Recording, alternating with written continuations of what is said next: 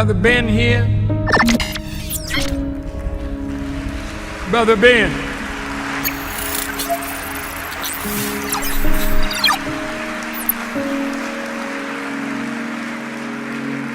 Now, Ben got a heck of a program. A lot of people listening to Brother Ben. And Ben tells them about the minister. And Ben tells them about the minister. In the name of Allah, the beneficent, the merciful, I bear witness there is no God but Allah. Excuse me. Who we believe came in the person of Master Father Muhammad. And I thank him for raising up for us the living and exalted Christ, the Honorable Elijah Muhammad. And I thank those two for leaving in our midst the divine warner and guide and the Honorable Minister Louis Farrakhan. It's in that three names I would like to greet you all with the greeting words of peace. We say it in the Arabic language of Assalamu alaikum. Man, we are on part 2 of food, clothing, and shelter.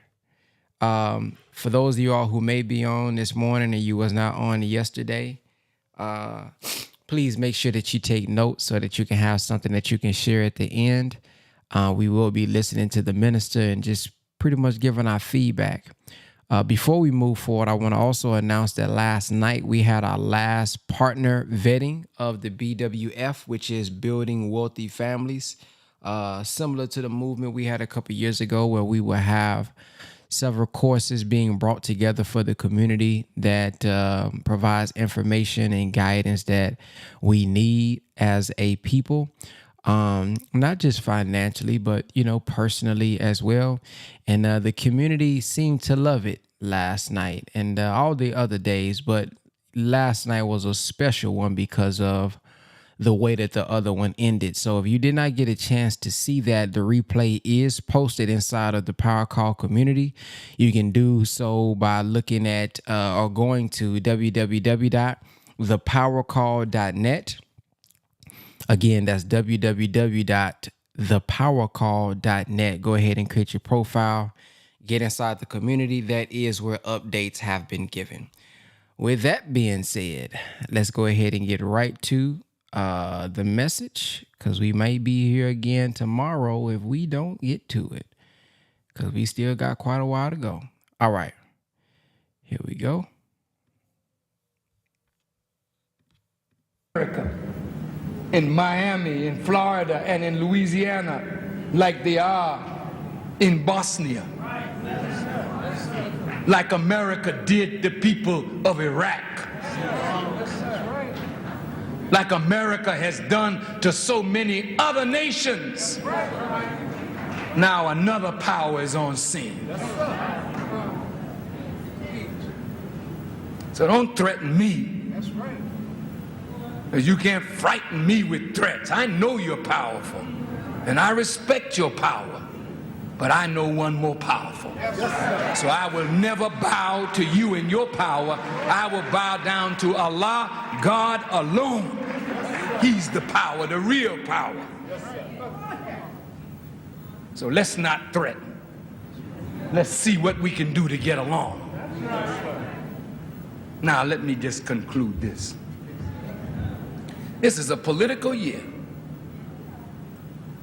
Bush and Clinton came to Iowa along with several others, and the race narrowed down to Bush and Clinton.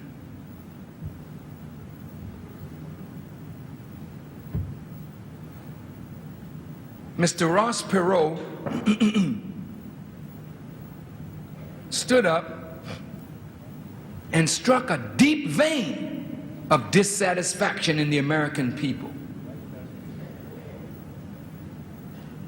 And many, many white Americans, by the millions, who were disenchanted with the politics of this nation, rose up to come to the side of Ross Perot.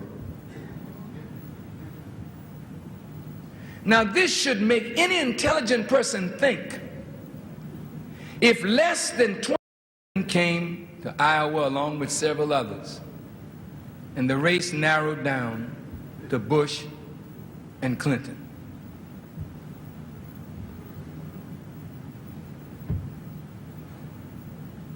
Mr. Ross Perot stood up and struck a deep vein of dissatisfaction in the American people. And many, many white Americans, by the millions, who were disenchanted with the politics of this nation, rose up to come to the side of Ross Perot.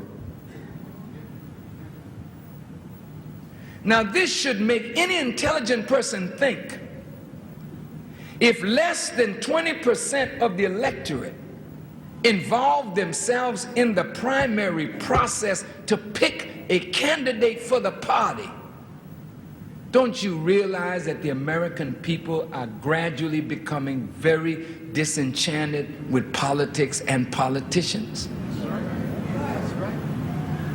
That's significant. Ross Perot said it wasn't fun anymore. Now, you don't play with people who hope for change.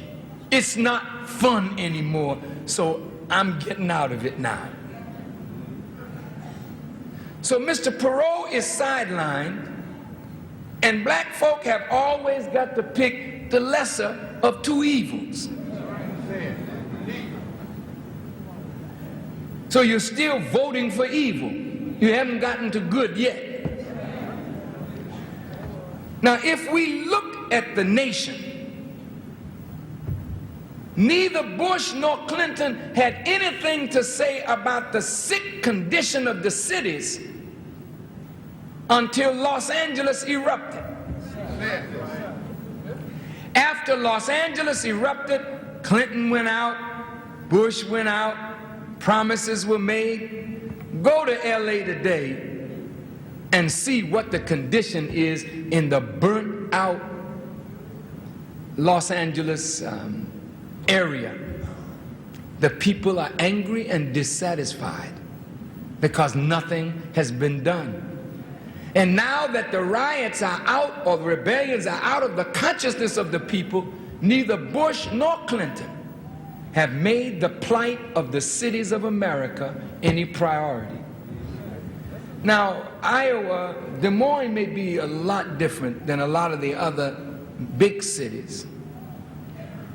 Because if you have only 18,000 in a city of 500,000, and you don't have a lot of Korean merchants, and you don't have a lot of Arab merchants, but everybody that's providing goods and services for us is Caucasian, or just about. And we are not providing goods and services for ourselves. If we just look at the landscape and ask, what is the future of black people in the present economical, social, and political landscape of America? What is your future? Your population is nearly 40 million. And it continues to increase in spite of birth control, in spite of AIDS, in spite of all the diseases that afflict the black community. Our population is continuously growing. They promised us after slavery 40 acres and a mule. We didn't get the 40 acres, we didn't get the mule.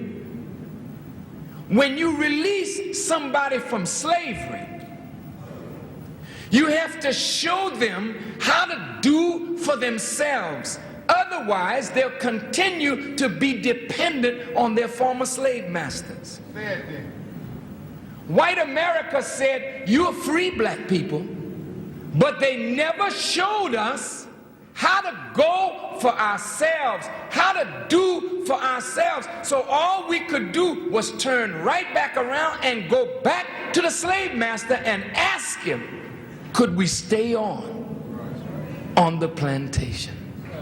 And this is where you are in 1992, still begging white people for a job. Come on. And if white people don't hire us, We accuse them. You're racist. You're evil. But he don't have to hire us.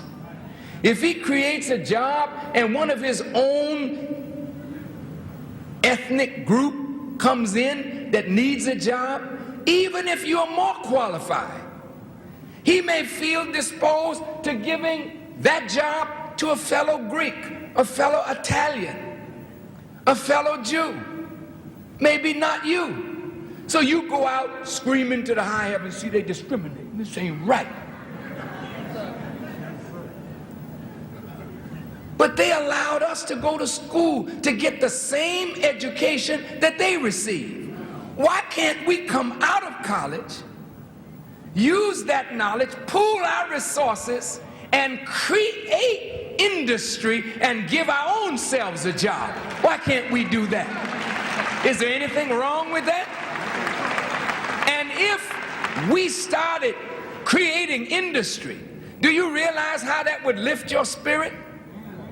When you started hiring your own, giving your own people jobs, do you realize how that would promote self-respect? Because what you own, you'll be concerned about the politics of it. Then you have to be interested in what goes on in the city council. You have to be interested in the laws that are governing the economic development that is going on in your community. So you become politically conscious the moment you have ownership of land and resources. But as long as you are landless, owning nothing but a nation of consumers, you are at the mercy of everybody else. So you think white people are horrible if they don't give you a job, give you a place to stay, take care of you when you're out of work. If they don't do this, they're bad fellas. But at some point, America is going to realize, and is realizing now, that God is curtailing America's riches.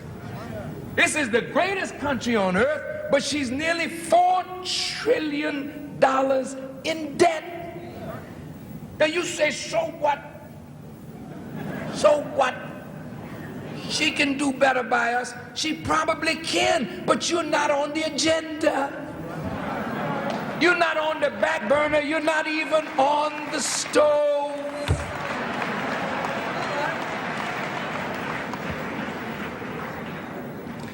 You say she just agreed to send $10 billion to Israel for settlements, but didn't get an agreement that there would be no more settlements on the West Bank. She's doing that because Jewish people in this country have clout. They may be small in number. We respect you. You got clout, and you use your clout. But we're going to take a page from your history. We are 40 million, you are 6 million. We have a purchasing power of $250 billion out of a $4 trillion or $2 trillion or $3 trillion economy. We get that much. We are richer than practically every nation on earth, but we have nothing to show for it because our $250 billion each year goes right back to the majority community, and they use it to build their community while our community is falling down. Now, white people believe we're inferior, and we help them to hold on to that belief. The Cubans came here 30 years ago when Castro kicked them out. But look at what the Cubans have done. They own Miami now. 30 years ago, they didn't have Spanish signs up there. Now you got to speak some Spanish in Miami or you're out of luck. The Haitians just got here. They have a community down there, Little Haiti. They got 5 banks in Miami. Where's your bank in Des Moines? You don't have one. Come on, let's talk now. Let's talk together. The Haitians, they may live in one room, 5 or 6 of them, 7, 8 of them. They don't mind because they're all from Haiti. They have a common bond. They're not afraid of AIDS. They're afraid that they're going to be continuous in poverty. So they pool their resources, they open businesses, and they spend their money among their own so they get stronger and stronger. Then they own their community. They don't rent, they own their community. Now they're getting politically conscious. What about you? Come on, let's talk, brothers and sisters. You're so happy to go spend your money with the rich. Your own little brother who opens up a business, you walk right by his store to patronize somebody else because you don't want your brother to buy a new car. It's all right for white folks to have a mansion on the hill, but don't let a black person own some property. You get envious, jealous. So you keep yourself down. Let's talk about it. You want to earn respect, but you are promoting black inferiority. You are saying to white people that we are an inferior people. You are saying that there is something genetically wrong with us because generation after generation after generation, we still come up begging the same people that had our fathers in slavery for a job, for housing, for this, for that. When are we going to stand up like men and women and take the destiny of ourselves and our people in our own hands? Look at the educational system. It's a wreck. Look at what it's producing. Us, we're a wreck. We're the fruit of an educational system that is based on white supremacy. Well, so what? You don't expect your slave master to educate you to be free. They're educating us to be subservient. I know, brother, I know you got a BS degree. I know. I know you have a master. I know you have a doctorate degree. But you don't use that doctorate to think independent. You use it to get into corporate America, to make IBM greater. And all you can do is own a little stock and be a vice president over social affairs, planning the Christmas party or the New Year's party. But you can't pass on IBM to your babies. Look at other ethnic whites. They come to this country. Many of the whites who are now owning big business, their grandfathers came here on a boat a few years ago. Poor. Some of their grandfathers pushed a cart in the street selling wares, and they catapulted from selling wares to a store. And from that store, they sent their children to school to get an education. The children grew up in the store so that they could put up their Slovak and Sons. You haven't got no business where you say Johnny and Sons Oil Company, because whatever you are, your son don't want to be that. So you can't give your son knowledge to come and build what you start. Either you start nothing for him to build on, or if you start it, he doesn't see the value of helping yours to grow. It is not that we're inferior, but it is we're the victims of a teaching and a philosophy that doesn't bring the best out of us. We're the victims of religion, education, and politics that makes us subservient to white people and makes us want to serve them rather than serve ourselves. We still have a giant slave mentality. Now look at the Koreans. Look at the Vietnamese. Look at the Palestinians. They came over here from devastated lands. And they said, "Whoa, America, the land of the free, the home of the brave." They took advantage of what America has to offer. Now you go and you see Koreatown. And they're not talking about Koreatown because some other ethnic group owns it. They own their town.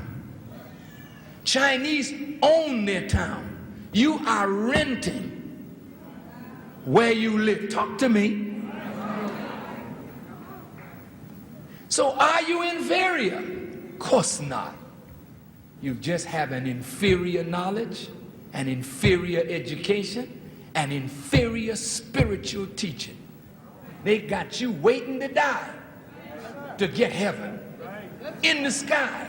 You helping white folk build theirs on the earth, but you're going to get yours in the sky in the by and by. That is not going to work, Reverend. We got to make our people see that the kingdom of God is coming to the earth. That's what our Father, the Lord's Prayer, is all about. Our Father, which art in heaven, hallowed be thy name. Thy kingdom come.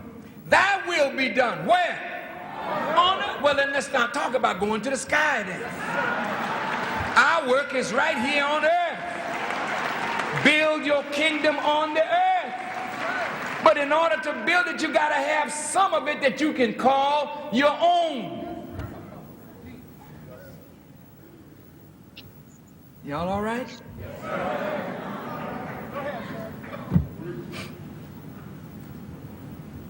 Now, we've had some benevolent white people in office. And most of our middle class, learned black people are always looking for a more benevolent white man to help us out. So we thought Roosevelt was the great, the benevolent white man. And he was. We got a lot of programs that Mr. Roosevelt put in to make sure we didn't fall and die in the streets, which was nice. It was nice. But we've been waiting and watching the horizon. Oh, here comes one. Here. John Kennedy, that's him. Benevolent white man, yes. Oh, he's a darling. And they shot him dead before he could finish his first term. Your benevolent white man was gone, brother and sister. And here come Lyndon Johnson, bless his heart. We shall overcome, he said. Overcome what, Lyndon? Lyndon was going to start a war on poverty, remember? And we said, now that's the white man that we want. That's him. Lyndon Baines Johnson. But Lyndon Baines Johnson, while he was talking this war on poverty, he and his cohorts were fabricating an incident in the Gulf of Tonkin to widen the Vietnam War. Lyndon Baines Johnson caused over 500,000 American soldiers to be sent to die in Vietnam. While he was talking war on poverty, he was sending the poor to die in the fields in Vietnam to keep the rich in power. Wasn't anything about communism. That's baloney. It's all about big money. You look at the money that the U.S. senators have. Practically all of them are millionaires, right? So they're protecting money, big business. You think this is a real democracy? Stop it. You have been greatly deceived. It's such a great democracy, but if the National Rifle Association, which has a powerful lobby, or AIPAC, which has a powerful lobby, or the oil concerns have a powerful lobby, your vote don't mean anything if the powerful lobby is paying your congressman off. You don't send any money to the people that you put in office. You turn your back on them after you have a beauty contest, then somebody else pays for their tab. So they have more allegiance to the persons who give them the money to run than they have to the people that voted for them. You gotta understand what democracy is. America could be a great democracy, but it's not. What do you mean, Farrakhan? It's the greatest democracy in the world. Well, that's because there ain't nothing else in the world. But you cannot have true democracy with an ignorant electorate. Listen to me carefully now. Democracy presupposes the growth of intelligence of the people, that the people know what is in their best interest. So when they go to vote, they will vote what is in their best interest. But when you keep the people illiterate, ignorant, an educational system turning out millions of functional illiterates, then you don't talk to the American people about issues. You get a Madison Avenue slickster to show you how to, move your hair back like so. Put your hand in your pocket like Kennedy did. Say a few clever words. Look presidential, but don't speak to the issues. Ross Perot, I don't want to get bogged down in details. Mr. Bush, I'm going to cut taxes. That's what I'm going to do. How you going to do it, Mr. Bush? Well, I don't want to get bogged down in details. Go ahead. That's because they're playing the intelligence of the American people cheap.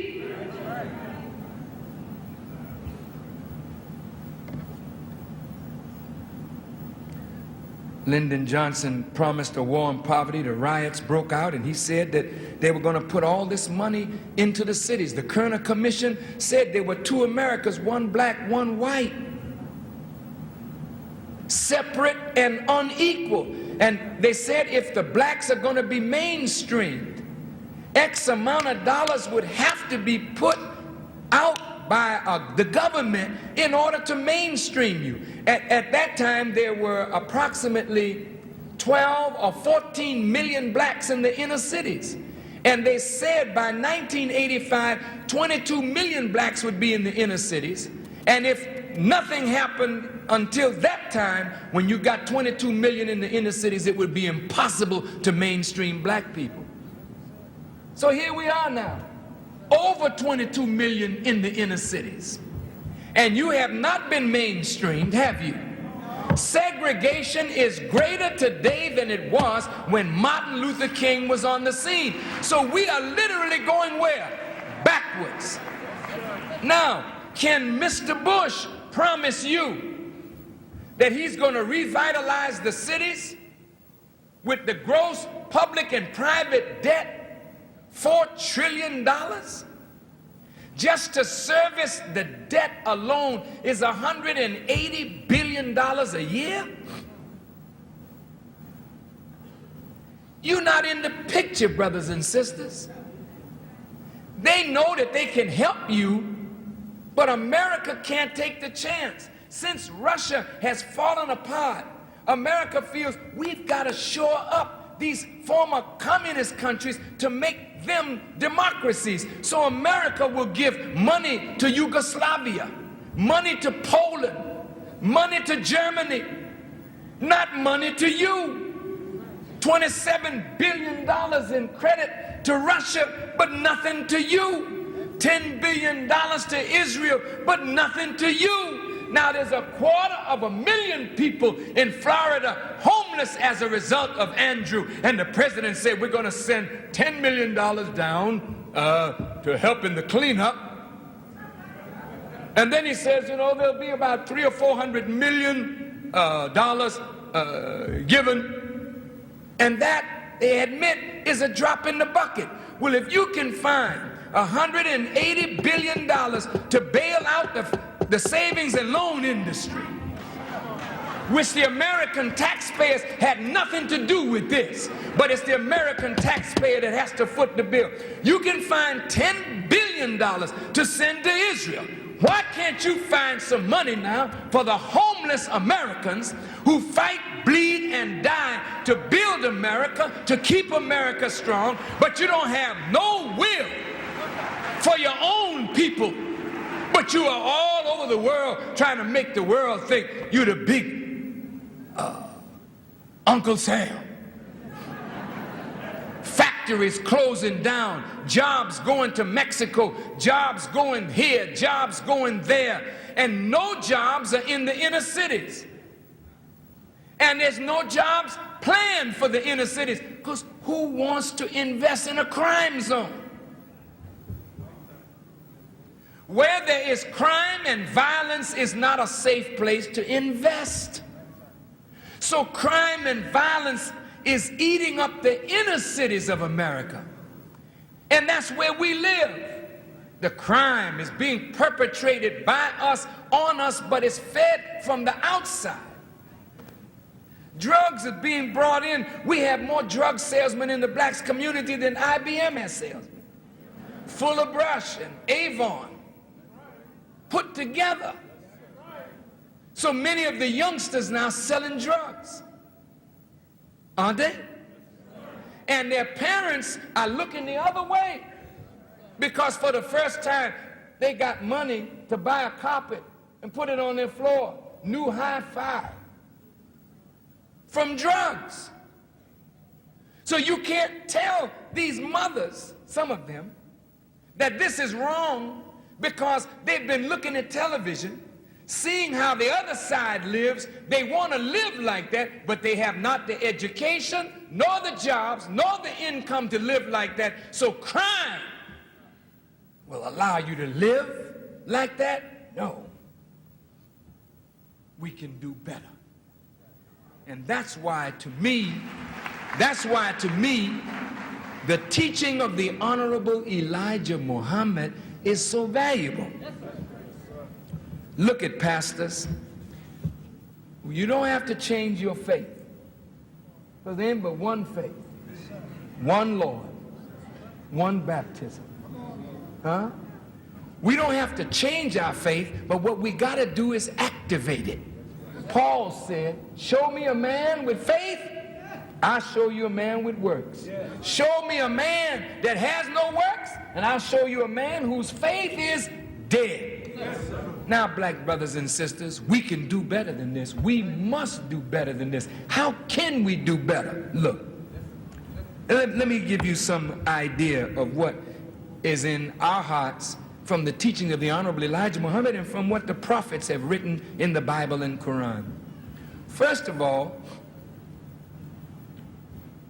we can produce right out of what we get in the American economy. If the government didn't give us a dime, $250 billion is a lot of money, isn't it? Do you know what we spend it on? Do you know how much money we spend in alcohol? Do you know how much money we spend in automobiles? Do you know how much money we spend in hair care products, personal care products, deodorant? Do you know how much money we spend in food? Billions of dollars. How much land do we own? Nothing. Look, just suppose, since so many thousands of people admire Farrakhan, what good is it going to do? You know, I don't want to die and leave this earth and people say, Farrakhan spoke to thousands of people. So what? That's vanity, brothers and sisters. That's not what this is about. But look, if you trust me, and I think I'm a person that you can trust. The Muslims know that I am not a robber. I took my money that I earned from honorariums and I bought buildings and my name is not on it. Their name is on it. I started the Final Call newspaper, Final Call tapes and books with honorariums from college campus, but I don't own the paper. They own it. I don't own the tapes. They own it. I don't own the buildings. They own it. That's a brother that's not a robber. I know that I'm going to die, but I know that you are going to live. So if I work for that which is eternal, in the eternal I live. But if I only work for my own vanity, then I die in my vanity. We have to look at our people, at our children, and at our children's children, and we have to make a sacrifice in this generation so that things will be better for them. So look, if you trust me, let me show you what we can do just with some trust. One recent poll said that it's a Newsweek poll that said about 26 to 33% of black people agree with Farrakhan. 12% of white people according to this poll. They said, feel that if Farrakhan had more access to people knowing him, he could better race relations. 12% of whites, from 28 to 33% of blacks. Now just think, if we are, say, between 30 and 40 million people, and just say a third of that is with me, and if you trust me, then you ought to allow me to help. How should we help? Look, in the 3-year economic savings plan, if every family, every brother or sister that trusts me as your brother, set aside $10 a month. Now just look at this. You say, oh, that's a lot of money. Hold it. How many of you went to the movie last week? Come on, raise your hand. Come on, come on, come on, come on, come on. You know more of you went to the movie than that. How much does a movie cost?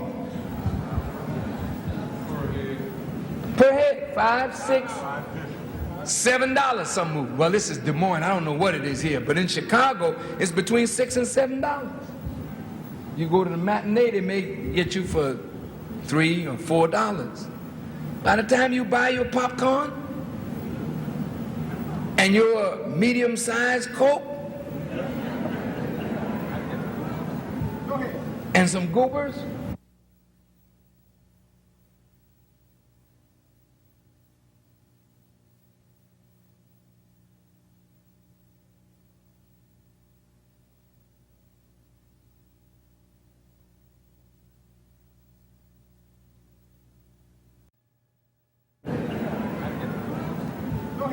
and some goobers,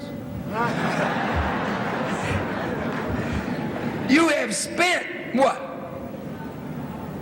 $10, $12? And if you took your girlfriend, of course most of the time the girlfriend is taking you, right? Oh, that's bad business. But in any case, that's $15 to $20 gone, just like that. Now, you know, most of the youngsters go to high school, you have these designer sneakers. Come on. How much these Nike Air Jordan stuff cost? How much? 150. 150. I'd never heard of nothing like this. When I was a youngster, we used to call them sneakers, because you could sneak up on people with them. And they were made of, you know, synthetic rubber. You keep them on your feet too long, you would kill the whole neighborhood when you took your feet out of those sneakers. Now, because Air Jordan, and you can pump them up even, you pay $150 for some rubber, synthetic rubber, with some fancy doodads and a little pump on it. And you got to have your Raider jacket, your X jacket, you know. And people are just taking your money. Now Farrakhan is asking you, look, I ain't telling you not to go to the movies, but can you sacrifice $10 for yourself? If 10 million people gave $10 a month for 12 months, you know what that is? $1,200,000,000.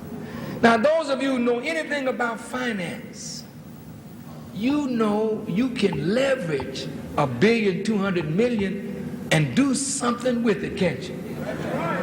Very few people got $1,200,000,000 liquid. They got buildings, but this is liquid now. We want 3 years of this. Now, Iowa is a great farm state, isn't it?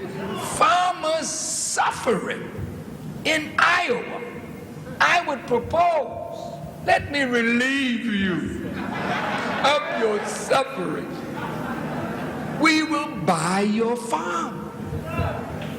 You know why we're going to buy it? Because there's something about us that you need to know. You are really blessed that we are in your midst. Because you know what? God wants us to do something for ourselves. And if we bought the farms, just say it, start growing wheat. We're not going to grow it in a way to kill you. We do not believe in profit over people. Corn sticks. Buy up farmland in the South. Why you got to go farming? Because you got to produce your own food, because cancer is eating us up, because the food is processed with all kinds of chemicals. You don't know what you're eating. You are not in control. The merchants of death are in control of your food. And they are more interested in profit than people. So they shoot the beef with hormones, fatten it up quick to get it to the market. What effect is the hormone having on the beef? I don't know. I just went to the meat market. The meat looked good. I said, give me that piece, weigh it up, give me that piece. You weigh it up, you eat it. What effect does the hormones that sped up the growth of the cattle, of the lambs, of the pigs, what has it done to you now? Let's see what it did. You got a 9-year-old daughter. Her breast bigger than her mother's. 9 years old. She got a Barbie doll in one hand and a sanitary napkin in the other. Are you listening to me? She's 9 years old. And she's a little girl, but she looks mature. You're not at home, mother. You got to work today. So mother gone. You know the father's not there anyway. So the mother got to work. So the little girl with her big breasts at 9 and 10 got to go to school and let herself in, and some low-down man is watching her. It's real sad. Hormones that are being fed to us, abnormal growth, full of carcinogens. So we're eating food thinking we're getting health, and we're being murdered. Water gone bad, air gone bad, earth gone bad, because people want profit and they don't want the health of the American people. If we farm, we'll farm as God wants us to farm. We'll take time to grow the beef, the lambs. We won't grow the hogs. We're Muslims. Us and the Jews, if you're Orthodox, we don't want nothing to do with Mr. Pig. It's divinely forbidden. But those of you who are not hip to that yet, we'll teach you on that at another time. But anyway, you ought to leave Mr. Pig alone. It's not good for your health, and it's not good for you to have a long life. We believe that God, as it is written in Deuteronomy, will bless us. You know what the Bible says to Israel? The Jewish people that are present. If I misquoted, help me. But Deuteronomy, God is saying to Israel, if you will obey my commandments and my statutes that I give you this day, blessed shall you be in the city. Blessed shall you be in the country. Blessed shall be the fruit of the ground and the fruit of the womb. All these many blessings will come if you submit. But if you rebel, the very opposite is true. And now in our state of rebellion, the ground is cursed, the womb is cursed. Our children are coming forth from the womb, killing their parents. We're in a very bad condition, but we can reverse it. Now, when you own farmland, brothers and sisters. You own the means of producing your food. If, say, the Baptist church here in Des Moines, we got a couple of Baptist preachers here. Is that right? Baptist preacher? Any other? African Methodist. African Methodist. AME? AME, okay. And we got Sunni Muslims, followers of Elijah Muhammad, Muslims, Christians. Okay. All of us eat, right? All you out there eat, right? Now, if, say, the church just said, okay, we're going to pool our resources and buy some farmland. On our farm, we set up a canning factory and call it whatever name you want to call it. Can your peas and your corn. You can call them First Baptist peas. AME corn and asparagus.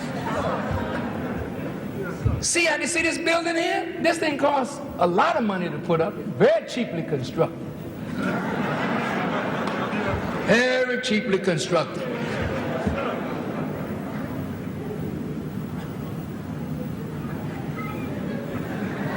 Ain't no beauty to this at all.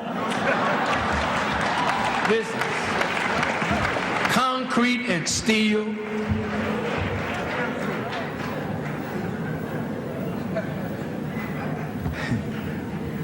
You could construct a warehouse and you could construct a supermarket right here in Des Moines, and all of us go to our supermarket and buy First Baptist peas and Second Baptist corn and Sunni Muslim asparagus. Then we start hiring clerks, put them to work in their supermarket. Managers, go to work. Stock boys, go to work. Now, the money that goes into that supermarket is ours. We're putting it into our own. Then we start from food, and then we set up clothing. All of us wear something. This is a lovely suit I got on. It's nice. Made in Italy. It killed some alligators, and I got them. My shirt is made in Taiwan. I don't know where the underwear is made, but I guess the only thing made in America is me. But now we all wear clothes, and we got to wear European design. You know, we built different than Europeans. You know what I mean? They're not endowed in certain areas like we are. You know, rather flat in certain areas. So they make these flat clothes, and we get in them, and they're up in the back, down in the front, and we look kind of strange. You know what I mean? We buy these Italian shoes, and you know, we've been on the plantation walking without shoes for so long. These shoes hurt your feet, and you know these high heel shoes are killing you, sisters. But the same cow that gave his hide to white folk, the same alligator, the same animals will allow us to do the same thing. And then we style ourselves in the tradition of our fathers with beautiful silks and robes like we used to wear back home. We don't have to dye and put it on. Put it on now. And since, yeah, we can make underwear. We can make sanitary napkins and sell our own brand. And we buy from ourselves. And the money stays in your circle. Now you start into housing. You go to the bank where you're banking. Say, look, where's your property that you foreclosed on? We'd like to see, you know, your portfolio here. If you're banking there, you got leverage. take all these old homes. Now the brothers that have skill, electricians, carpenters, plumbers, then we take the young brother and put him with the skilled brother. We take the old abandoned buildings. This our money now. We got it from food, we got it from clothing. Now we're working on shelter. You can build up old places or tear the old ones down and build new homes like the developers are doing. Now you're making your own neighborhood a decent place to live. But you can't do it by yourself. We have to learn to pool our resources, but it starts with somebody you can trust. Now look, then you set up your own bank. You ain't getting no benefit from banking with white people. They're not giving you no loans. Talk to me. Well, then let's take our money away from them. Set up your own bank. We got bankers in here. We got black people who know finance. You go to work for yourself now. Come out of corporate America. Remember the song, Steal Away? Well, you may not be able to be bold enough to walk away. Just steal away. Just make a little move, you understand, toward yourself. Before you know it, you got your own bank. Now, you like new cars, nice cars. You're not into making cars. But look, when the Jewish people didn't like Ford for what Ford said about them, they wouldn't buy Ford. They would buy Chrysler. But they buy intelligent. Let's make a deal. Everybody will make a deal. We want 1,000 Cadillacs. We're not going to pay the sticker price.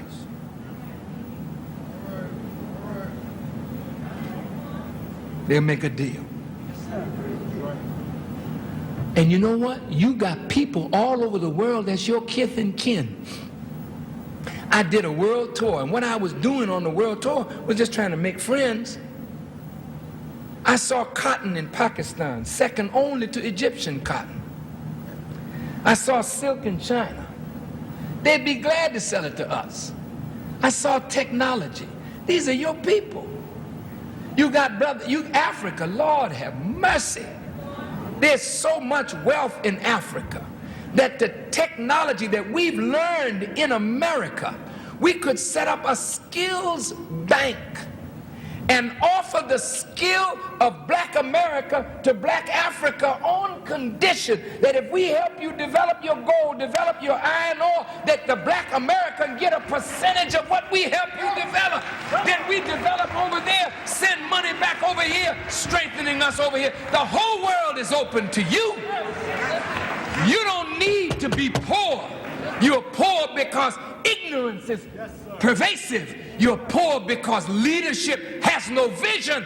And where there is no vision, the people perish. Let me show you something else, beloved. Look, this is just a city. We could do this all over the country.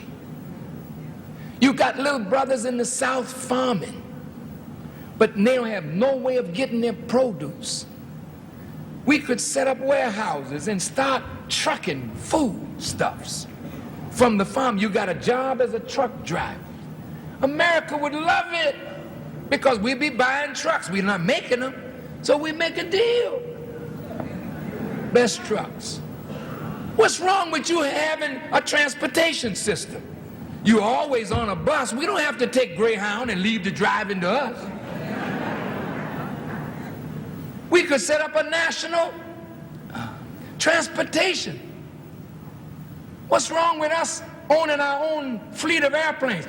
They're out there now. Midway closed down. TWA may soon close down. Braniff closed down. Airplanes out there for sale. You pool your resources. We got enough money to buy a fleet of airplanes. We fly all over the world. Come fly with us. We got black pilots. Who says we can't compete in America? That's what America's supposed to be all about. Oh, brother and sister, there ain't nothing you can't do if you get your own foot out your way. Now, what about these brothers and sisters in prison? We got nearly 1 million black brothers in prison throughout this nation. That's a lot of people. Wasting away. They're not really criminals at heart. They're criminals because of circumstances. Malcolm X was not a criminal at heart. Malcolm was a criminal by circumstance. Did you read his autobiography? Yes, you remember when he said he was in the 8th grade and he wanted to be a lawyer? And his teacher told him, oh, Malcolm, you know, my people wouldn't hire you and your people wouldn't trust you as a lawyer, but you'd make a wonderful carpenter. He left school and got into crime. But when we got to Malcolm, Malcolm then read everything in the prison library and came out with an 8th grade education, and there was no college professor that stumped Malcolm in a debate. Because when you can see beyond the pale of your slave master's sphere of knowledge, then you are outside of their control and mastery. You're free. And this knowledge that the Honorable Elijah Muhammad is giving will put you outside of the sphere of their control. We shouldn't be controlled by white people. We should be controlled by ourselves under the guidance of God. And then if we start controlling and managing our own destiny, we become a self-respecting people. When you can go downtown and say, oh, that's our building. Yes, sir. Yeah, we own that. Yes. Muslims, Christians, we own that. That's our bank. That's our bank. This is our supermarket. This is our warehouse. Yeah. This is our bus company. Yes, sir. This is our insurance company. Yes, this is our bank. Black folks say, wow. All of a sudden their chests go to sticking out. And they're not thinking about crime. They're thinking about owning more. The Japanese buying up America, what's wrong with you? The British buying up America, what's wrong with you? Since you put so much work in it, why shouldn't you own a piece of the rock? And a piece of the rock is not prudential. Let's own America. Why not? It's for sale. We can't steal it. We don't have an army big enough to take it. But if we put those little green dead presidents together, doctor, now let's look. Y'all all right? Let's look at the prisoners. The prisoners are a wealth of talent. You know that America was built by the convicts of Europe. Australia and New Zealand was populated by the convicts from European jails. There's a history that says that prisoners are not always bad, they just need an opportunity. So suppose you help me. When you got money, you know, people listen to you. If you back me up and let me talk to whoever's in power, I don't care who it is. You just need leverage to deal with them. And say, look, Mr. Clinton, look, Mr. Bush, you got 1 million of my brothers and sisters in jail. Now, you know that we have a track record of reforming convicts. You're not reforming them, you're warehousing them. We can reform them. Let us have the freedom to go into the jails and teach the people. And give us a year to 3. Let us teach them and prepare them to come back on the streets. And here's what I want you to do. I'm going to Africa and talk to my brothers over there and ask them, since it was our African brothers who sold us into bondage. Come on, Joseph.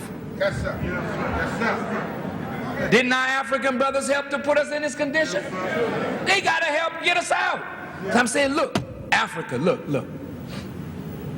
You allowing America to dump atomic waste on you. I'm not asking you to be a dumping ground for criminals, but we can clean them up. Most of these young men that have come to Brother Farrakhan, they came out of gangs, they came out of prison, they came out of the streets, but they're redeemable human beings. They're not lost forever. They can be redeemed, but you have to walk in the footsteps of the Redeemer and redeem them. So these are being redeemed. Now they're learning trades. They have an ability that can be used. Now look at this. I say to the president, look, how much money does it take for you to keep a man in jail for a year? I tell you what, give the money to me. And I'm going to talk to our brothers in Africa, and I'm asking them to set aside territory that we can develop a nation, a new nation on the African continent. I want dual citizenship. The Jews can have dual citizenship, Israel and America. I'm asking you, dual citizenship. We go to Africa. Listen to this now. You know she's rich over there, right? Imagine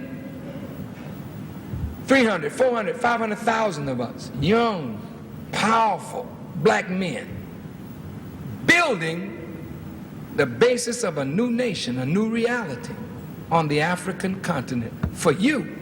That don't mean you got to leave America, but you got a place on the continent that's yours. And you go back and forth as you please. Now you got your brothers over there, and you got all these intelligent people with resumes and no jobs.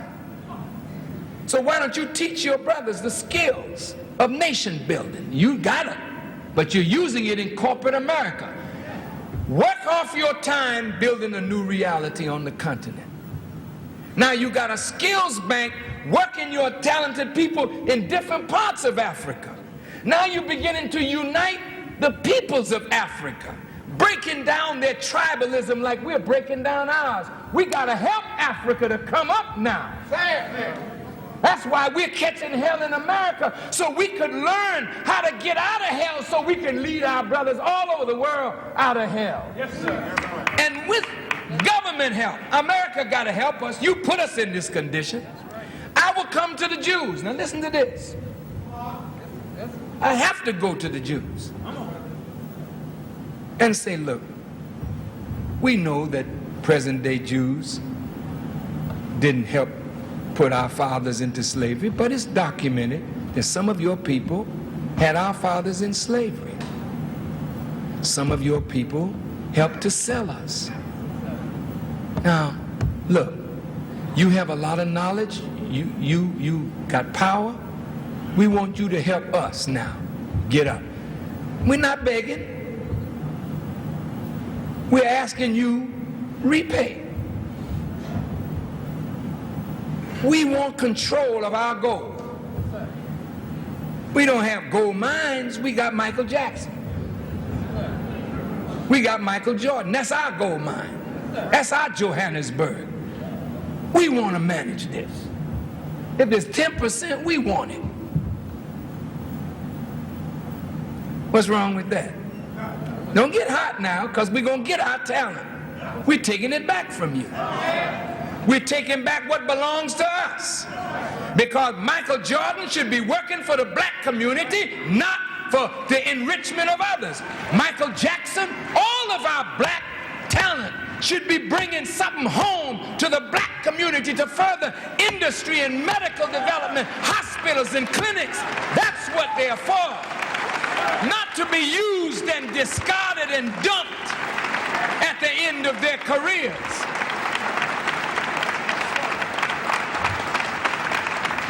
Reverend, we can't do this individual, we can do this together.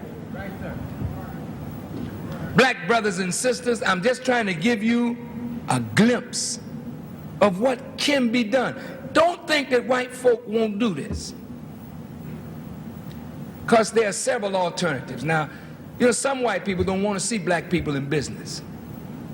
Some white people try to bomb your business because it's taking money out of their pocket. Don't do that. You see, because Farrakhan not going to set up business without an army to protect it. Wait. I want you to write this, because this is real. I don't play. I know what I'm dealing with here. You see all these youngsters that love to fight? That's our army. Yeah, that's the black man's army. We don't set up corporations and don't protect it. That's what's wrong with us. We're too busy thinking of everything else except our own security. We go to the police chief. We don't need you to police our community. We police our own community. What's wrong with that? After a while, you become so strong inside America that white folk, when they see you, they will tip their hats with respect.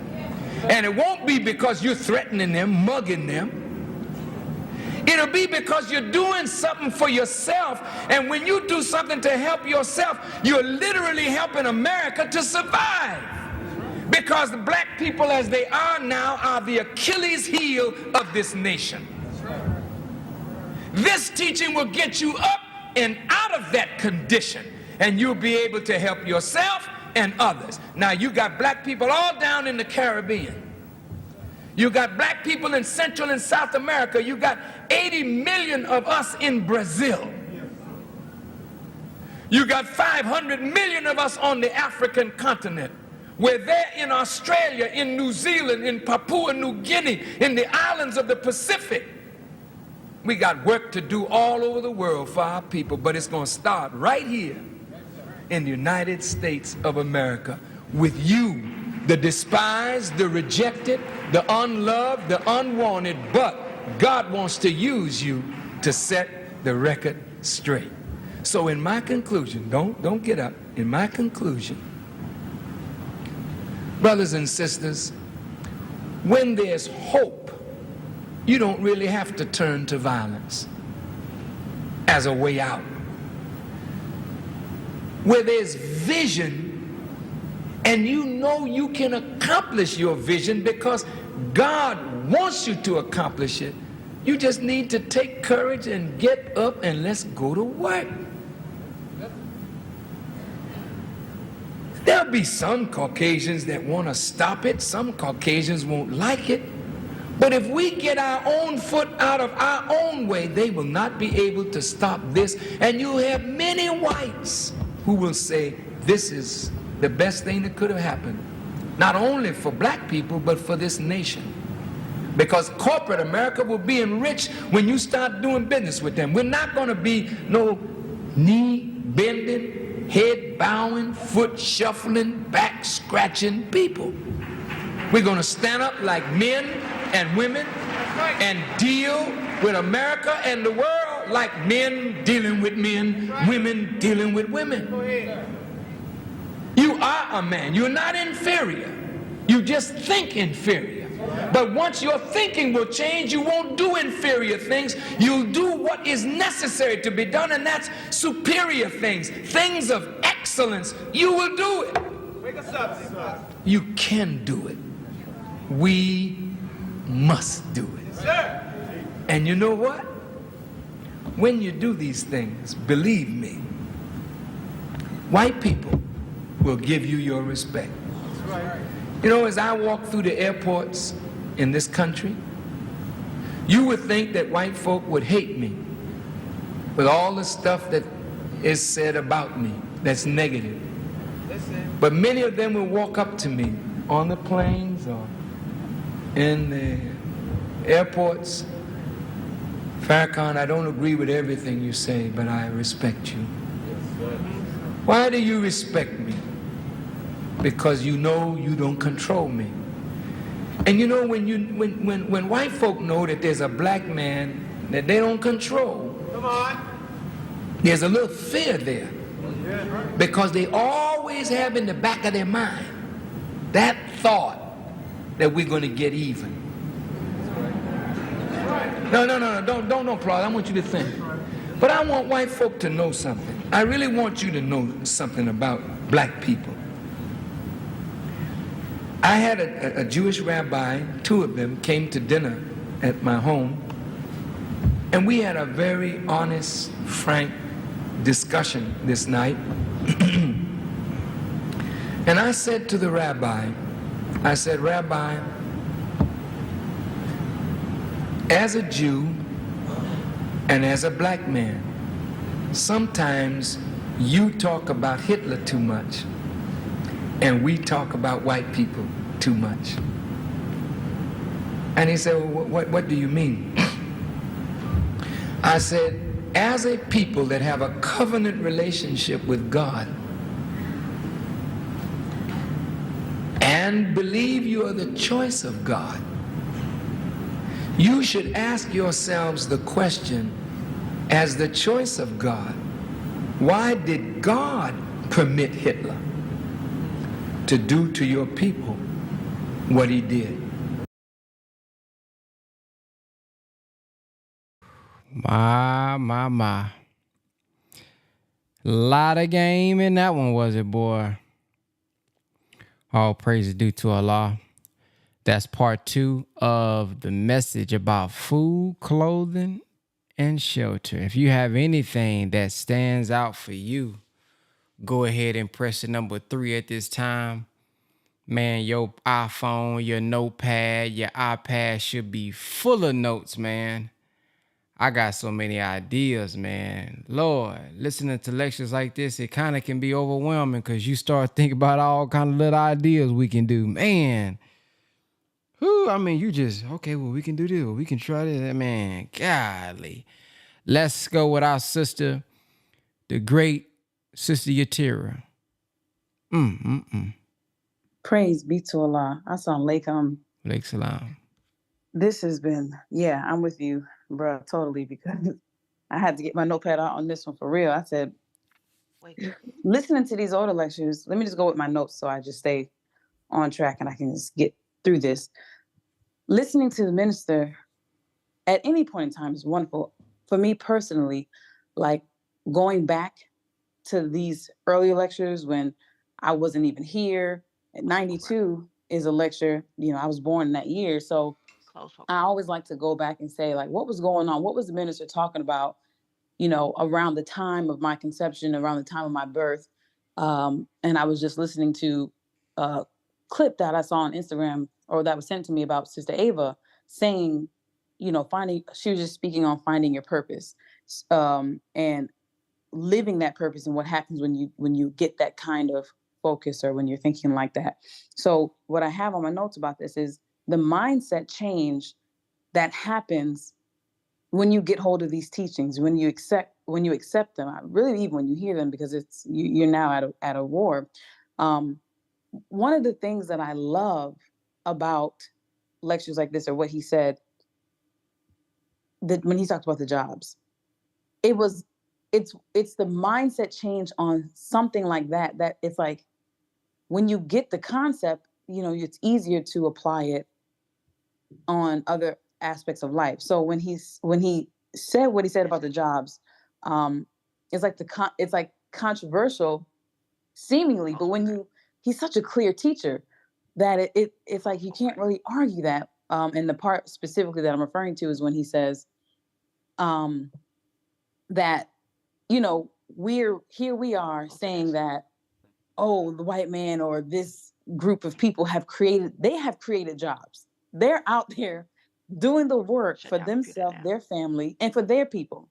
And then here we come and we say, oh, I'm applying for a job. You need to give it to me, otherwise you're discriminating. And when you put it in that context, it's like, dang, here we are out here, literally, like, you see now you see the begging for jobs. You in the streets marching. Well, you ought to give me a job. Why they ought to give you a job, me a job, when they went out and was up in the wee hours and did the hard work, the lonely nights, whatever they had to do to get to have what they have, that they can provide something for their own, because they're looking for and working towards the future of their own children and people. And then here we come and say, you need to give me some of that. Like another form of robbery almost, you know what I'm saying? In our ignorance. Okay, so that was that point. And then I was let me see, but it's so true. Just on how something as simple as a word coming into our minds really changes things if we allow it, but it's a word. The minister, the Most Honorable Elijah Muhammad, Master Fard Muhammad, they don't come to us at gunpoint. They're not forcing us to do things in that manner. They're forcing us by giving us the word, and now we have to choose. The other thing that I thought was really interesting is the conversations that I have, that we probably have, the conversations that you see on social media, especially as it relates to money. It is so interesting to me because I will hear people say things like the minister, he's changed, or when somebody for the first time hears a lecture like this, and then they'll say, man, why the minister don't talk like that now? This is what we need to be hearing, what we need to be talking about. And so my mind, as I'm listening to things, I'm listening, and my own thoughts are coming, but I'm also hearing the thoughts and commentary, of other people and the things that how they will say certain things. So I'm having like conversations in my head as I'm listening. So I was looking at how the most honorable Elijah Muhammad said the fastest the fastest way to get to a destination, or the quickest, how does he say? Basically, it's a straight line, straight there. Even when it comes to a lecture, you start where you want to end. And so the message has been that from the beginning. Here comes the most honorable Elijah Muhammad. We got to do for self. It's time for us to do this and a third. Then you have the minister coming up, rebuilding, saying that same stuff. Especially you hear more of that kind of stuff in the 80s, 90s, and then now you might hear, what it's love and it's mercy and it's grace and all that. And I'm just looking at how all of it, the Joshua generation, this is as I'm closing, the Joshua generation is the generation of fulfillment. So we come in, anybody who's on this call, that's not a physical age thing. That's really the mindset of the Joshua generation, if you part of the fulfillment, right? So hearing this word at whatever time, even the newer lectures, or I should say more recent lectures of the minister, where yes, you might hear love, but if you have heard this, or if you're hearing the new ones first, let me make this a clear statement. If you're hearing the newer or more recent lectures first, and you hear love and love you one another, and that's the message that you hear, that's fine. Because then when you get plugged into this, it's go time. Because that's the other side of the action. But when you love yourself and when you love your people, you start thinking like that anyways. The messages are they equal each other. Sometimes we just need to, we're still coming up out of that slavery teaching that we have been given, that has told us how to think, how to act, how not to think. It's really not thinking, but just how to do certain things. So now that we have this teaching, to be able to think and say, if I love me, I'm going to do this, for me, I'm going to do this better. And then if I love my brother, my sister, the way that I'm loving me, then it automatically starts to, expand outwards. Last thing on my notes here, let me see. The Malcolm L effect, that's how I put it, when he was talking about the circumstances. He wanted to be a lawyer, and a dragon spoke over him, dragged him down, speaking a word of doubt and disbelief in his mind. And how we can be affected like that now if we don't hold fast to the word of Allah. The reason why the money thing sticks out to me so much is because that's the last stronghold. I heard the minister say that the enemy, or the last aspect that Satan, our enemy, has on us is the money aspect of it. And so we're so buried in the Bible about money is the root of all evil, even though we know that that's not even the full, like that should really say something. People quote that part and they quote it incorrectly, but that's what sticks out in our minds. And then we will say, well, the minister doesn't tell us to go get money. I have personally had conversations where people are saying, well, I never heard the minister say nothing about rich and this and the third. And now all of a sudden you see the youth going back to older lectures about riches and money, and in a proper context, right? And putting it out there. And so that Malcolm effect, where to have a desire, to have a good goal, a good desire, even with money, where money is concerned, when you start coming into these teachings, you want to do so much. I want to clean up the community. I want to help my mama. I want to help myself. I know I need money to do that kind of stuff. And then when somebody who is unlearned or still, kind of not studied in that area will speak a word. Oh, well, you shouldn't worry about that. You should just, it's about love, and it's about, no, we don't believe in no spook. So I'm gonna stop there. This was heavy. This was so heavy. So I had to go back and listen to it some more. I have to do a live stream on this song because, as you can see, I'm full. But beautiful. Thank you for this. Praise be to Allah. One of the first, I got so many notes, man. So I might have to do I don't know. But one of the first things that stands out for me is that before he got into going into the plan, the economic plan of what could be done, the minister started off with, what can we do with trust? Then he laid it out. And so what I got from that is, you know, as I often say, it's cool to build a business, but if you don't build the black man and woman up, you're going to destroy the business. And so before we can do any of the economics and physical things that we want to do, we must be spiritually inclined. We must have a spiritual awakening before we are able to really build and sustain the economic and physical things that we expect. So many people in our community, we are focused on, well, what people are doing in building wise, as in physically building. But then it's almost like talk and teaching is kind of like demonized. All you do is talking. No, a word going into your, not just a word, but the right word going into your mind to change your condition, change the way that you think, which will change the way actually that you are, is a part of the work. Because if I collaborate and put my $10 a month up, but then I don't trust you, that $10 a month isn't going to be consistent. And if I'm putting my $10 a month up and I can't trust you because of your mismanagement of it, I'm no longer going to want to do that. So, but trust deals with mental, trust deals with spiritual, trust deals with, okay, if you break it, the atonement process to see, all that is spiritual. That ain't got nothing to do with the building and physical thing. This deals with self-improvement.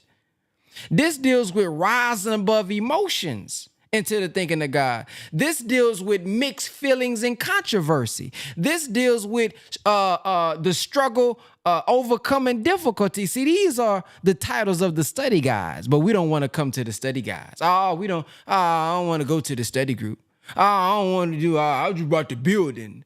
How you just about building, but you're not about building the mind up that's going to be able to sustain the relationships that must be built in order for us to build something like this. So that's one of the things. I mean, there's so much I get to it over time, but that's the first thing that stands out for me is what we can do with trust.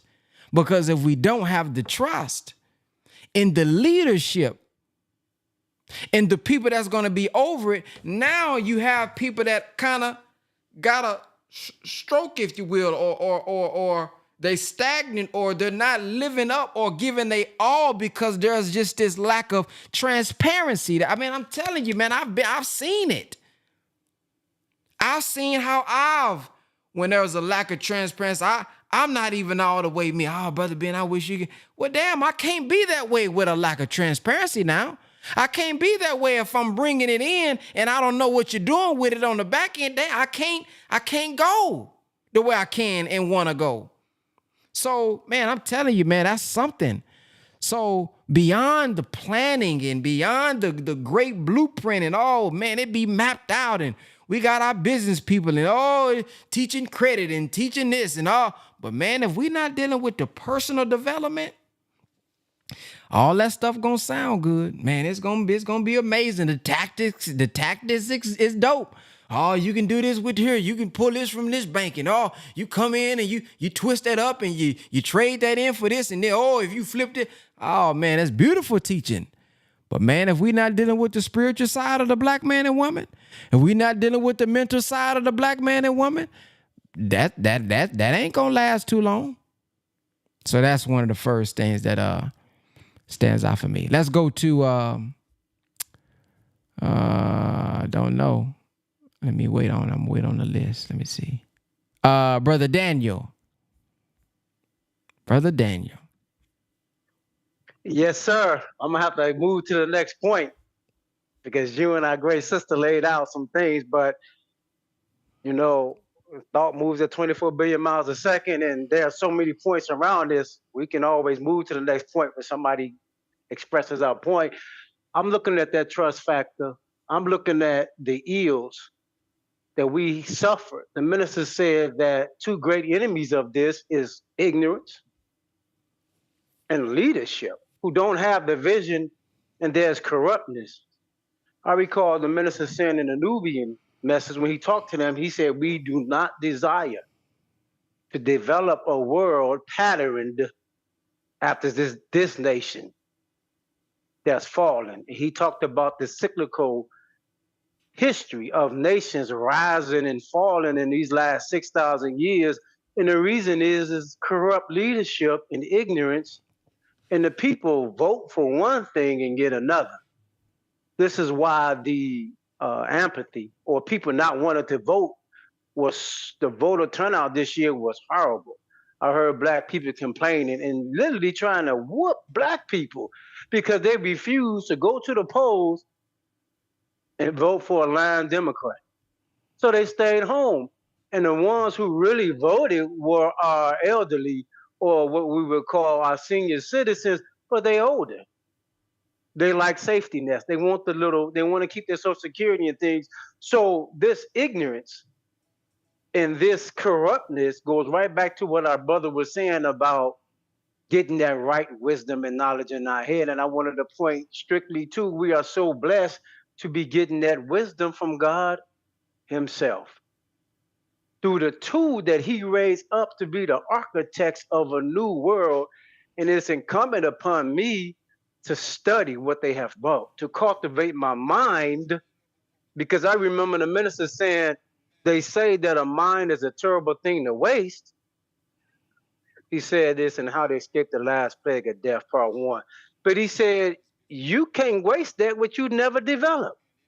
So he's already saying the mind is already wasted because it's so underdeveloped. All right. Yes, sir. So I just look at myself and say, you know what? I have to continue to develop the most valuable asset that I have, which becomes the foundation of everything I want good in life. I have to continue to develop my mind. And I have to pattern my mind after God through the two he raised up, because that is the everlasting perpetual kingdom that will satisfy the longing in the human being for good leadership that can't be corrupted, they can't be compromised. They say what they mean what they say. And they're able to be what our brother spoke about, transparent, meaning I can be corrected when I'm wrong. I'm not full of what the minister mentioned, vanity, which is in the study guides. So vain, everything is about me, then my life becomes shallow and meaningless because I'm doing things for my personal development. So those are some of the things that stood out to me, family. Thank you. Yes, sir. Brother Remus. Yes, sir. Assalamu alaikum. Islam. Yes, sir. It's very rich. Some of us that have been, like what Sister said about when she came in. I graduated high school, 87. And I often, when I was in college, and I heard Minister Farrakhan speaking on the murder of Malcolm X when I went to college in Hawaii. And I heard the minister speaking on Black male-female relationships. And I heard him speaking on youth gangs, drugs, and violence. Many of us been hearing this for years. And when I came in, when I came into the nation in 1994, the soldiers, sisters and the brothers, that I was a student listening. 26 years old, I'm listening. I'm 55 now. I was listening to all these brothers that had no fear in them. You know, Brother Captain Shaheed in L.A. May Allah be pleased with him. If you know some of the soldiers, Brother Collie was around at that time. We secured him. You saw individuals that didn't have fear. You learned quickly about the history of the bakeries and all that the nation had. And you had individuals around then, and there's still some now, that lived that. They didn't read it in a book. They didn't, there wasn't videos they watched. They lived that. And to be around those brothers, Brother Ben, you bumped into them. You can't be in the nation and not bump into them. Fred was in the chat, and he said he doesn't really know about these teachings. And most of our people don't. The minister said he's developed a trust among those of us that know. And when the minister travels around the world, our people don't have enough connection with him, so they don't trust him. You can't trust something you don't know nothing about. That's why that preliminary work is just getting acquainted, hopefully through this process, y'all will grab this book because it's all in here. But the minister's so valuable because he brings it current. Brother Ben's so valuable because he mentions the minister. I love how you play that piece, brother Ben, about the minister, because that is the key. Without him, we can talk like this. This is our group. This ain't trying to, right now, we're not necessarily trying to get everybody else on the team. We're going to do that. Brother Ben is putting that together. Allah's blessing him, and we all in our own way. And, but that trust, if you don't have moral character, I don't have moral character, people can't trust you. People ain't going to trust us because we Black. That's white supremacy at work. But when now we give them a reason to not trust us, that's different. And so there was so much there, of course. And let me just tell you what I do. When I came into COVID, we all did. We came into COVID. COVID came into us. I was doing credit repair because I knew you ain't buying no property, Brother Ben. You don't have your credit right. You ain't going, not in LA, unless you can save up $700,000. You're gonna need that on some time. You're gonna need a mortgage payment. You're gonna need, and so I was well aware at that time. How many years ago was that? 4 years ago. I was only 25 years old in the nation. So you can't hear these teachings and not have it have an effect on you. What you come to realize is, damn, nobody's gonna do this but me. You realize how monumental the task is, but you got to start wherever you are. First with personal development. So that's the part of the process. But those of us that already have these words, I began to talk about, before I heard of Hereafter Farms in the clubhouse, I was talking about we need some land. That was my topic. Everybody was talking about all kinds of crazy stuff. But I remember talking to Brother Joshua in Atlanta. And I remember even yourself, Brother Ben, we need land. I didn't create that idea. So I created Courage to Rebuild, is a company that exists now. And Sweet Excursions. Sweet Excursions is kind of like what you're doing, Brother Ben. People got to connect. You come through LA and you don't know me, you don't know the first officer in LA, you don't know the people I know, you kind of spinning your wheels because you don't know the right people. That's one thing I know about the nation. It's the right people. I think everybody kind of knows that. As far as resurrecting our people and getting our people to come up, and start to be on this path, I know that my brother Dion Rambo, research him, because this is where rubber meets the road when you start talking about government contracts and homelessness and your people. And the minister talked about that. That's one of the things I heard him say is, you're going to deal with the city council when you have your own business. Yeah, you're going to deal with the politically conscious when we have land ownership, because now you got some stake in the game. Now you got some stuff to talk about with the governor. Now you got a situation to talk about with, if you get enough of us to get our passport. I have a passport program. You don't leave America, you don't know America.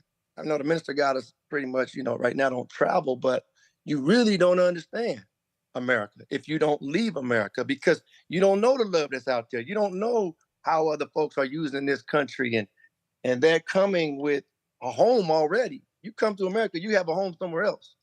So that dual citizenship is a big piece. Helping America to survive. I would suggest everyone put a lot of thought into that, because America is struggling. And if you come with a solution, I come with a solution. We're going to get everything in life we want if we help enough other folks get what they want. That's Zig Ziglar. John F. Kennedy said, don't ask what you can do for don't ask what your country can do for you. Ask what you can do for your country, your nation. Because the framework is there, and that's helping the people. Jesus said, how do we become great? They asked him. They told him, they said, Jesus said to his disciples, the greatest amongst you is the one who serves the most people. And do we have some folks that need some service? Oh, most definitely. most definitely. So having a structure to operate from was something I realized we needed. We've been blessed with this Dianetics and this Scientology. Let me say this because I don't hear this enough out in the world. Oh, y'all been brought up by Dianetics. Crazy as hell. The minister said, if you go to UCLA or you go to China, pick up some knowledge, you don't come back Chinese. You went to China and got some knowledge. The WISE Tech, World Institute of Scientology Enterprises, you talk about organizational skills and talking about J. Edgar Hoover couldn't stand that man, L. Ron Hubbard, couldn't also stand a lot of black folks too. Why? Because some folks got a mindset that ain't on that mindset the minister spoke about, that's just trying to educate us to be slaves for someone else. That ain't the education we need, begging somebody for a job. I love your story, Brother Ben. I used to work at FedEx Fleet, but FedEx ain't, you do 1 million boxes an hour. See if they give you a raise. That's not a part of their program. Thank you. We're going to hold you around here for a while. I'll probably make you a manager if you're good at throwing boxes for them. Or you can come out here and create your own. He talked about land. He talked about cotton. I talked a lot about it a few years ago. Why we don't produce no cotton? I mean, we do produce cotton. Why we don't produce our own T-shirts? If one thing black folks have is some T-shirts, some white tees, but we don't make them. That's not something that's going to happen overnight, but we have the people that know how to do that, and it can make that happen if we would come together. But so anyway, that WISE Tech, because the basic study manual, you know how many times we go past words we don't even understand? If you understand Malcolm, he didn't do that. He grabbed that dictionary, and you didn't have to have no course on that. It was called Being in the Nation, Being in Prison. That was the course. Clear these words up so you even understand what is going on around you. So I love the fact that what I feel and what I know is powerful about this powercall.net and what you have, Brother Ben, is the study guides, crucial. It's got to be a simultaneous thing, hour, 2 hours, sometime on that. And you in this academy, and now we out here make some money, because it's got to be a learn as you go program, because it's so serious out here. But there's got to be some time put into organizational technology. They have that over there. And when the minister gave us that, asked Minister Abdul Malik about that organizational technology, and my sister Naira, I know they know. And so, see, our people want to be leaders. But if they don't have a structure to structure their life around different than their social security number, they really can't play this game the right way. That's cool. You can do whatever in your social security number. But if you don't have another structure that you create structures and planets and solar systems around that you put in motion and put the systems behind it, then just know you're not playing the game on no leadership. You're not playing a supreme wisdom game. You're learning to do what you'll do and develop ethics maybe and all. That's always good. But when the minister talked about distribution, transportation system, buses, and talked about cotton in Pakistan. See, it's hard to get outside America, and we still haven't mastered some things here in this stratosphere, in our own zip code, in our own self, in our own, you see. And so, but there's many of us that are ready for that. And we just have to find the ones that are. But building the character, the trust, the love for self, personal development, that's, for those that aren't even in the nation, if you don't have that message to the black man, you really don't have the blueprint. To me, you really don't have the basic building blocks. From there, everything else, supreme wisdom, it's all tied in that very beautiful book. Not a message to the whole world. Does it benefit the whole world? Can the whole world benefit reading it? Yeah, but it's a message to us to deal with our own stuff. And a lot of our people really need that, because they're going to hit and miss if they don't. If they don't have that core foundation, I don't care what we build, like you said, Brother Ben. He said, make all male boys, well, all male boys, the same thing. Make all males join the FOI. Today, you're not going to put no gun in nobody's head to make them do anything. They're going to have to want to do it. But you can make them an offer they almost can't refuse. It's compelling. I know the work that the brothers in LA are doing in Mason. They were with Dion Rambo and these government contracts. And We got the Olympics coming up in LA. You realize America's got the Olympics coming to our backyard in 4 years, forever still here. The World Cup is coming into LA in 2026 in America, the World Cup. About 30 more seconds. Yes, sir. And so just some bullet points because all this has to be built. But I think Allah, I see what's going on in here, and can't wait to see how Allah moves all of us. And that $10 a month is another great thing we can hopefully put together soon. Pass the mic. Praise be to Allah. Just a reminder, family, Monday through Friday, the goal is to end at 8, have something to do and a meeting to get to at 8. So I didn't want to cut them off because I didn't say that before. But Monday through Friday, if we can, that's why I'm doing it in parts so that we're not having to listen to a long lecture. Then we have little time for feedback. So the goal, because we got some admins, we got another Zoom we got to get on at 8. So just be mindful of that. Sister Yolanda. Praise be to Allah. Vegging off of Sister, is it Yanetta? I forgot her name, the first speaker, and you, Brother Ben, with the mindset. As Brother Remus just mentioned something about mindset. We have to master our own mind first before we can engage in everything.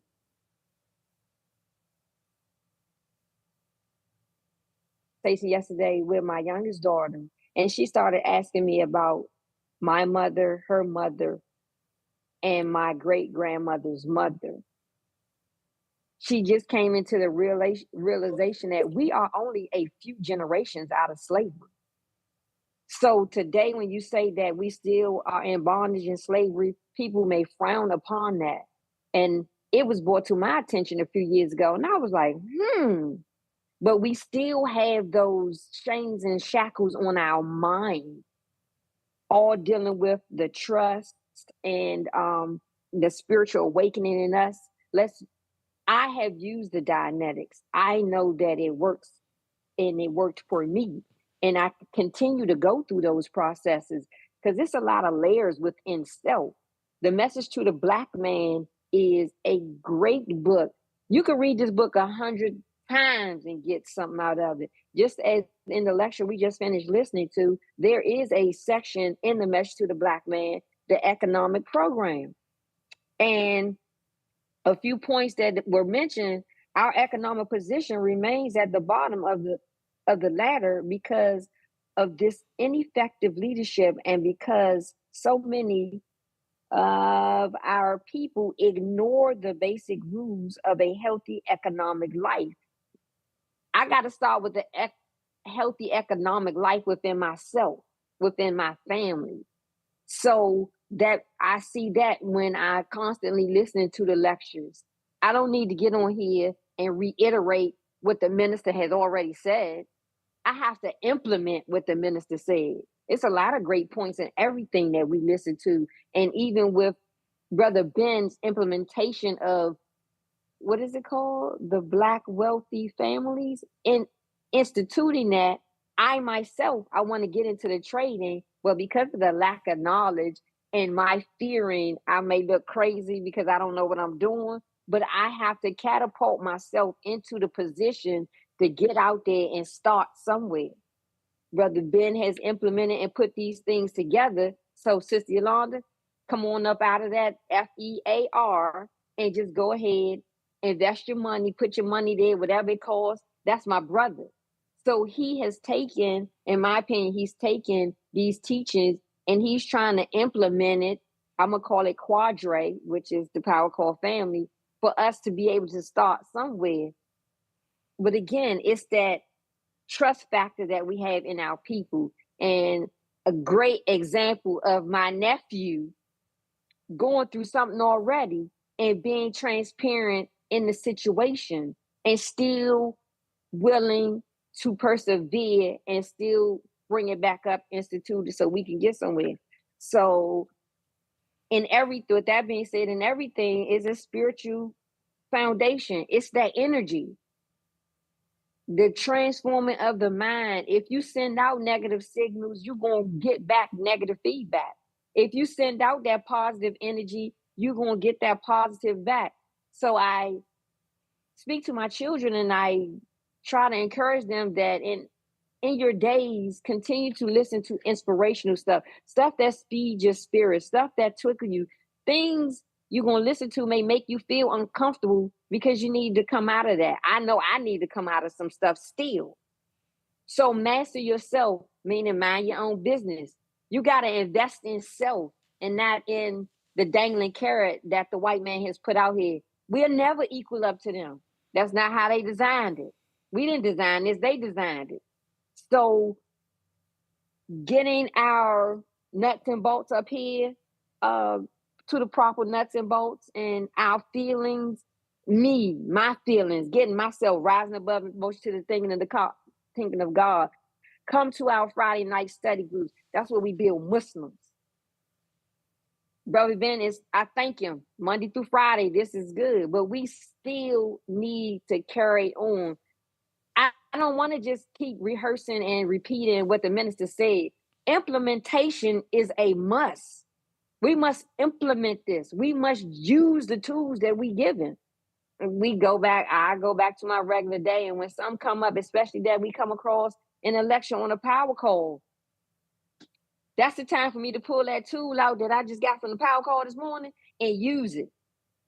Don't nobody want to know about my stories, what I did, my education. Let's get little cadres in our own cities, even within our own mosque, and try to implement these programs that we have. The mosque as a whole may not be doing it, but be one, as I'm trying to be one, that starts somewhere within. We have 9 ministries. Join one of the ministries. You never know where it may lead you. That's why it's important, believers. Join the ranks. Join the ranks. And then we could be small little groups across the city. The last thing I wanted to say was the voting. He mentioned something about the voting for the two lesser of the two evils, or however the minister put it. I can't recall exact words, but it's like, yeah. Do I want to get shot or do I want to get stabbed? I don't want to get either. Neither one of them. So I thank our ancestors for the fight that they did, and we have the right to vote. For me, I will vote. I vote on my local level. President, I don't care if nobody votes in this world for the president. The president is already selected. It's already done. And he's the puppet that is being orchestrated to do or say whatever because there's a force behind him. And if he doesn't adhere to what that force would like him to do, I'm going to say watch Scandal. Look at Scandal or other movies. What's the House of Cards? All of that stuff. I stopped looking at it because I saw saying this is crazy. Nevertheless, I thank you for allowing me to share. And as I continue on my journey to becoming to a healthier mindset, I can't tell nobody else what to do until I can get myself together. I got to resurrect myself. And also enjoying the ranks, you get into that MGT class. There was one passage I want to read from the Message to the Black Man where he says, and our women should clean up. You do not have to have a dozen dresses. Just keep the one you have clean and pressed until we enforce cleanliness among the people of our nation and get them into the spirit of self-respect and the spirit of making themselves the equal of other civilized nations of the earth. We will never be recognized as being fit members of any decent society of those nations. Assalamu alaikum. Wa alaikum salam. All right, brothers and sisters. I know we have a few other people inside of the queue. If you can, make sure that you remember what you want to share because tomorrow is short. It's the third part. So it's very short. So we'll be able to get everybody in tomorrow. Thank everybody who shared today. And man, listen, this is my thoughts as the minister was speaking. I think that we can do this on a smaller level. I would like for us to do it on a smaller level. I'm not the financial guy.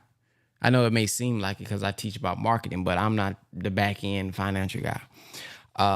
If there's any people in the power call that you know this economics, you know the finances, and you know how we can connect this with this, man, I would like to, because it's one thing to hear the minister's lecture, man. Oh, man, look at the plan. He talk about the First Baptist peas and the AME this. And, oh, we can take this and pool it.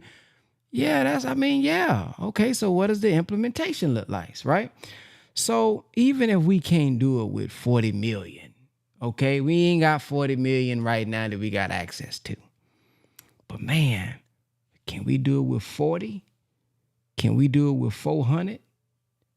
And show what we could do with a small group. You know what I'm saying? Well, that sure would be nice for us to say, hey, man, here's an example of what the minister is talking about. How we can pool our resources and pay some monthly that ain't gonna hurt the pocket. And if a lot of us do a little, we can get a lot accomplished. And we just had that thing like a system, man, working that thing. And we got leverage and we making moves and we're able to pool that and oh man, I'm seeing it, right? So I don't know what that would look like, man, but I sure would like for us to be a group that not just listens to the minister's lectures when he speaks like this, but say, you know what? Okay, well, how can we apply it? We don't need permission to do good.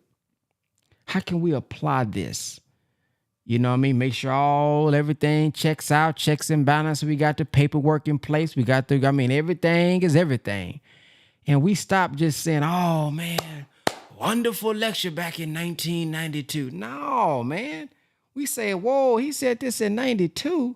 That means he probably been wanting this to be done. Why can't we be a little small example of it? So I don't know what that looks like, but I just want to express that and share that, man. We look at these lectures, man. We talk about planning. Let's start doing it, because I know what the minister said when he said what he want all of us to have. Now I know all of us don't believe it. We're supposed to be, when people like Sister Yatira said, when people start talking about money, for some reason we get to cringe. I mean, I get it. You work hard for your money and things didn't happen, but I don't know about being rich. I don't know about, having money, you got to be modest. Is that what the Savior said? Who you been listening to? Well, I'm one deep, I'm solo dope. Is that what the Savior said? Or did he say friendship of all walks of life? See, we starting to, I don't know who we listening to, what we even listening to. You know what I mean? Where we get this whole, he said, hey, luxury, money, good homes. Not, I'm just give me a little, I'm cool what I got. Where that don't sound like life more abundantly to me. So man, we gotta get back, how you go to the doctor and they've been doing them little things online. We gotta get readjusted, man. Let them crack, let the God crack out, get us back in shape. It sounds like it hurt, but it don't really hurt. I did it once. The sound throw y'all, boy. But let the guy realign you. Hold on, who you been listening to? You been listening to a podcast and too much Twitter quotes and all that. No, let me realign you to what the Supreme Wisdom say. That's all we trying to do, okay? So thank y'all for listening, family. And I'll see you guys, inshallah, in the morning, 6 a.m. Central Time. Assalamu alaikum.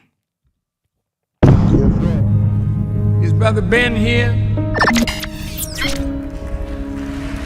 Brother Ben.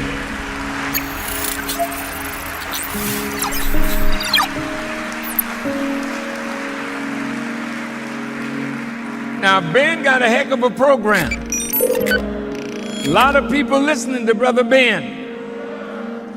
And Ben tells them about the minister. And Ben tells them about the minister.